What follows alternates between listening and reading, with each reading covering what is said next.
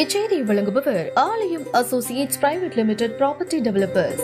ஆலயம் associates private limited, number 52, third floor, 3B, Ram Durbar, sterling road, Nungambakkam, Chennai 6,34,000. பிரதமர் அவர்களே எங்க கிட்ட மகிழ்ச்சியோட பேசினாரு. இந்த மகிழ்ச்சியான சந்திப்பை பயனுள்ள சந்திப்பாக மாற்ற வேண்டியது மாண்புமிகு பிரதமருடைய கையில் தான் இருக்கு. ஒன்றிய அரசு உடனடியாக நிறைவேற்றி தரணும்னு 3 முக்கியமான கோரிக்கைகளை நான் அவரிடத்தில் வலியுறுத்தி இருக்கிறேன். தலைப்புச் செய்திகளாக நான் சொன்னாலும் அதனுடைய சாராம்சங்களை முழுமையா தெளிவா எங்கள் கோரிக்கைகளை நாங்கள் எழுதி அவரிடத்தில் ஒப்படைச்சிருக்கிறோம். தலைப்புச் செய்திகளாக நானும் உங்களிடத்தில் சொல்ல விரும்புவது, முதல்ல சென்னை மெட்ரோ ரயில் திட்டத்தோட முதல் கட்ட பணிகளை ஒன்றிய அரசும் மாநில அரசும் இணைஞ்சு செயல்படுத்தின மாதிரியே 2வது கட்ட பணிகளை செயல்படுத்தணும் என்பது தமிழ்நாட்டோட நிலைப்பாடு. இந்த 2வது கட்ட பணிகளை காலதாமதமின்றி மேற்கொள்வதற்காக 2019ஆம் ஆண்டு மாநில அரசோட நிதியிலிருந்து கடன் பெற்றும் பணிகள் துவக்கி பின்பு ஒன்றிய அரசோட இணைஞ்சு செயல்படுத்தும் திட்டமாக செயல்படுத்துறதுக்கு ஒப்புதல் பெறப்பட்டதற்கு முடிவு செய்யப்பட்டது. மாண்புமிகு ஒன்றிய உள்துறை அமைச்சர் அவர்கள் இதனை ஏற்றுக்கிட்டு 2020ஆம் ஆண்டுல இதுக்கு அடிக்கல் நாட்டி பணிகளை துவக்கி வைக்கப்பட்டுச்சு.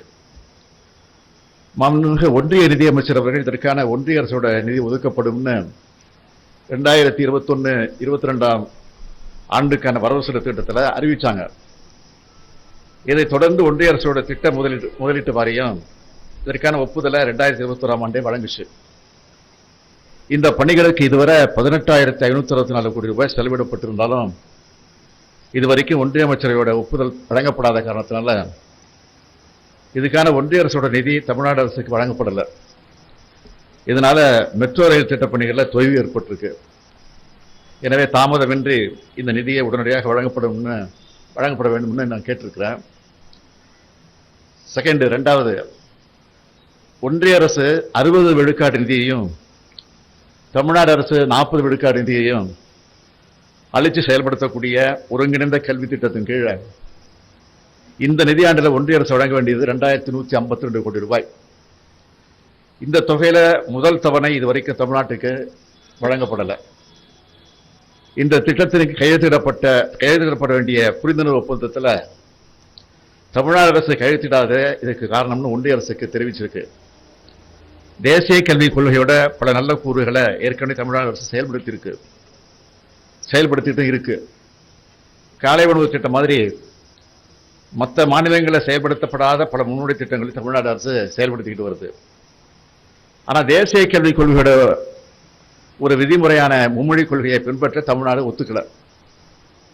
எந்த ஒரு மாநிலத்து மேலேயும் மொழி திணிப்பு இருக்காதுன்னு தேசிய கல்விக் கொள்கை உறுதியளிச்சிருந்தாலும் இந்த திட்டத்துக்கான புரிந்துணர்வு ஒப்பந்தத்தில் இதுக்கான ஷரத்து இல்லை. எனவே இந்த ஒப்பந்தம் திருத்தப்படணும்னு ஒன்றிய அரசு கிட்ட சொல்லிக்கிட்டு வரோம். இந்த சூழ்நிலையில புரிந்துணர்வு ஒப்பந்தம் கையெழுத்திடப்படாத காரணம் காட்டி ஒன்றிய அரசு நிதியை விடுவிக்காததால ஆசிரியர்களுக்கு சம்பளம் வழங்க முடியாம மாணவர்கள் கல்வி பாதிக்கப்படுற சூழலை உருவாக்கி இருக்கிறத சுட்டி காட்டியிருக்கிறோம். உடனடியாக இந்த திட்டத்துக்கான ஒன்றிய அரசோட நிதி அளிக்கப்படும்னு வலியுறுத்தி சொல்லியிருக்கிறோம். 3வதாக, தமிழ்நாட்டு மீனவர்கள் சந்திச்சு வரக்கூடிய வாழ்வாதார பிரச்சனை குறித்து எடுத்து சொல்லியிருக்கிறோம், டீட்டெயிலாக சொல்லியிருக்கிறோம். நம்மளோட பாரம்பரிய மீன்பிடி பகுதிகளில் மீன்பிடிக்க போகும் நம்மளோட மீனவர்களையும் மீன்பிடி படகுகளையும் இலங்கை கடற்படையினர் சிறைபிடிச்சு துன்புறுத்துறாங்க. இது பற்றி மாண்புமிகு பிரதமரிடமும் மாண்புமிகு வெளியுறவுத்துறை அமைச்சரிடமும் நான் பலமுறை வலியுறுத்தியும் கடிதமும் எழுதியும் இந்த சம்பவங்களை தொடர்ந்து அது நடந்துகிட்டே இருக்கு. கடந்த 7 ஆண்டுகளை மிக அதிக அளவில் எண்ணிக்கையில் இது மாதிரியான சம்பவங்கள் நடந்துகிட்டு இருக்கு. 191 மீன்பிடி படகுகளும் 145 மீனவர்களும் தற்போது இலங்கை கடற்படையால சிறைபிடிக்கப்பட்டிருக்காங்க. எனவே உடனடியாக நம்முடைய ஒன்றிய அரசு இலங்கை அரசை வலியுறுத்தி இந்த மீனவர்களையும் அவருடைய மீன்பிடி படகுகளையும் மீன்பிடி கருவிகளையும் உடனடியாக விடுவித்து தரணும்னு கேட்டுக்கிட்டேன். அடுத்த மாதம் கொழும்புல நடைபெற இருக்கக்கூடிய இந்திய இலங்கை நாடுகளுக்கான இடையான கூட்டுக்குழு கூட்டத்தில் இது பற்றி பாதித்து இதுக்கு ஒரு உடனடியாக தீர்வு காணப்பட வேண்டும் என்று வலியுறுத்தி இருக்கிறோம். இலங்கையில் புதிய அரசு அமைஞ்சிருக்கு. புதிய அதிபர்கிட்ட இந்த கோரிக்கையை இந்திய ஒன்றிய அரசு வைக்கணும்னு வலியுறுத்தி இருக்கிறேன். இந்த 3 முக்கிய கோரிக்கைகளையும் கவனமாக கேட்டுக்கிட்ட மாண்பு பிரதமர் அவர்கள் இது பற்றி விரைவாக கலந்தாலோசித்து முடிவுகளை தெரிவிக்கிறதாக உறுதியளிச்சிருக்கிறாரு. தமிழ்நாட்டில் மக்கள் நலன்காக்க தேவையான இந்த முக்கிய கோரிக்கைகளை மாண்புமிகு பிரதமர் அவர்கள் நிறைவேற்றுவார்னு நம்புகிறேன். தமிழ்நாட்டுக்கு ஏராளமான கோரிக்கைகள் இருக்கு. அதையெல்லாம் தொடர்ச்சியாக வலியுறுத்திக்கிட்டு வரோம், தொடர்ந்து வலியுறுத்த போறோம். இந்த 3 கோரிக்கைகளை மையப்படுத்தி தான் இந்த சந்திப்பு நடந்துச்சு என்பதை உங்களுக்கு நான் தெரிவித்துக் கொள்கிறேன்.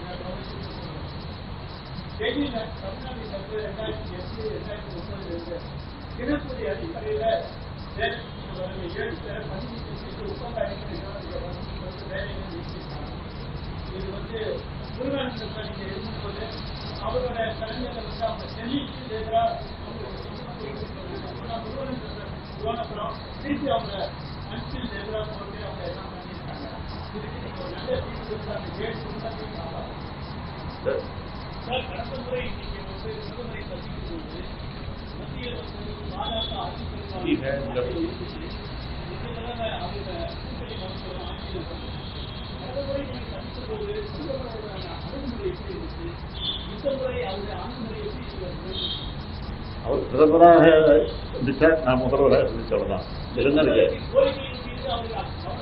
எல்லாம் கேட்டாரு, உண்மையாக கேட்டாரு. சொன்னா 15 நிமிஷம் தான் டைம் கொடுப்பாங்க. இது கிட்டத்தட்ட 45 நிமிஷம் 40 நிமிஷம் வரைக்கும் பேசியிருக்கோம். அதனால எப்படி இருந்துச்சுன்னு தெரிஞ்சுக்கிட்டேன்.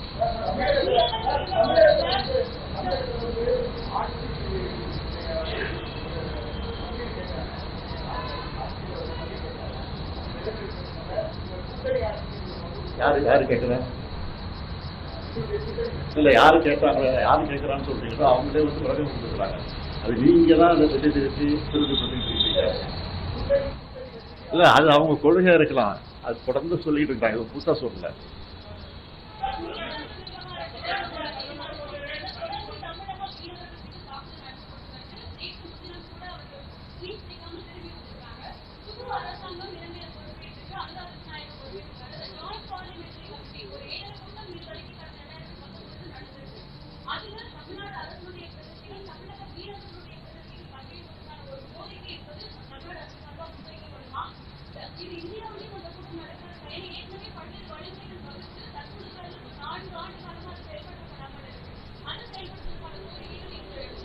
அது சார்பாதான் விளக்கமாக கொடுத்துருக்குறோம்.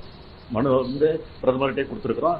ஏற்கனவே அந்த துறையினுடைய அமைச்சர் தேசங்கள்கிட்டே நாங்கள் இதை பற்றி பேசியிருக்கோம். நீங்க சொன்னதெல்லாம்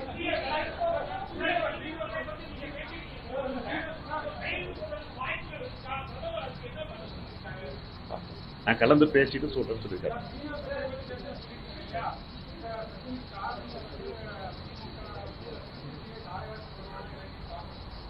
திமுகவா? தவறான கருத்து சொல்லிட்டு இருக்காதீங்க. இல்ல நாங்க எதிர்த்து இருக்கிறோம். தவறு என்ன செய்தி திருப்பி சொல்லாதீங்க. இல்ல நீங்க தொடர்ந்து இதே சொல்லிட்டா தொடர்ந்து இதான் சொல்லுவாங்க. நான் ஒன்னும் தாரவா இருக்கிறாரு. அது கலைஞர் எடுத்து பேசியிருக்கிறாரு, சட்டமன்றத்தை பதிவு பண்ணிருக்கிறாரு. அது நீங்களா பேசுறது விடுங்க.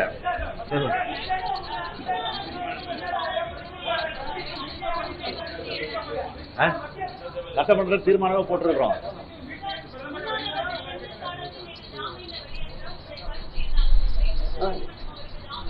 அந்த நேரத்தை சொல்லியிருக்கேன். துணிச்சலோடு இருந்திருக்கிறாரு. அவருடைய துணிவை நாங்கள் பாராட்டுறோம்.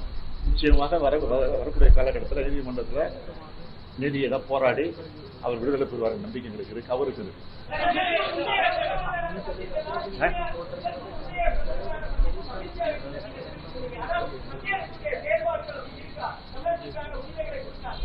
நாங்க அப்பப்போ எங்க கொள்கையை விட்டு கொடுக்காம எங்க கோரிக்கைகளை தொடர்ந்து சொல்லிட்டு இருக்கிறோம். அதே மாதிரி கொள்கையை விட்டு கொடுக்க மாட்டோம். அதுல நாங்க உறுதியா இருக்கிறோம்.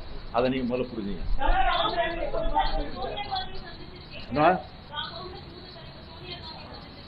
மரியாதை சந்திப்பது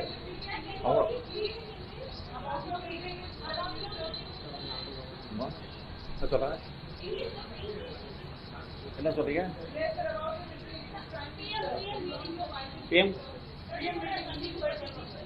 சொல்லிட்டேன்.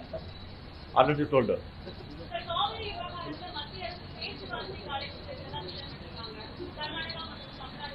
ஏற்கனவே அது நீதிமன்றத்தில் இருக்கு. அதை பற்றி கலந்து ஆலோசிக்க